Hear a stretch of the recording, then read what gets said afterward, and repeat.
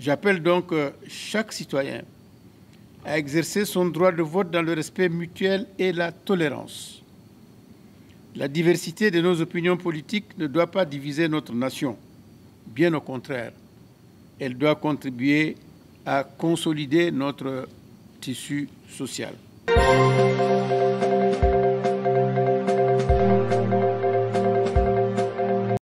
Nous sommes au seuil d'une étape importante de la transition et de l'histoire de notre pays. Nous sommes en effet à la veille de l'élection présidentielle tant attendue. Dans quelques heures, nous allons décider en tant que peuple souverain du chemin à prendre en choisissant celui qui sera appelé à présider aux hautes destinées de notre pays pour les 5 prochaines années, conformément aux lois et textes en vigueur. En ma qualité de médiateur de la République, je salue toutes les parties prenantes à ce processus électoral, d'ici et d'ailleurs, qui n'ont ménagé aucun effort depuis le début de cette transition jusqu'à nos jours, afin que notre pays ne tombe pas entre les mains des ennemis de la paix. Bien plus, les Tchadiens ont fait preuve de maturité en maintenant le pays dans la stabilité et en privilégiant le dialogue, l'unité et le rassemblement.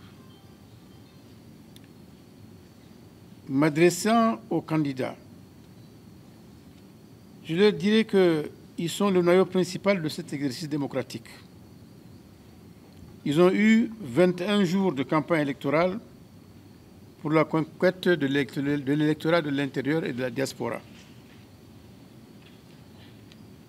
Ils ont présenté leurs différents projets de société dans toutes les provinces, toutes les villes, les villages, les quartiers, les carrés et les fériques de notre pays. Aucun incident n'a été remarqué. La campagne électorale s'est déroulée dans de très bonnes conditions. Je salue la maturité politique et le sens de responsabilité de chaque candidat. Dans cette lancée, je voudrais vous demander de maintenir cette culture démocratique pendant et après le scrutin.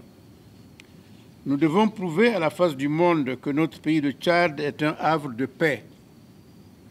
Nous devons prouver que toutes les hypothèses catastrophistes émises sur ce processus électoral sont totalement fausses. Mes chers concitoyens, à la veille de cette élection, il est de notre devoir, en tant que citoyens responsables, de veiller aujourd'hui et demain pour que ce scrutin se déroule dans la paix et la tranquillité. Chacun d'entre nous a le pouvoir et la responsabilité d'apporter sa contribution à rendre cette élection libre et transparente.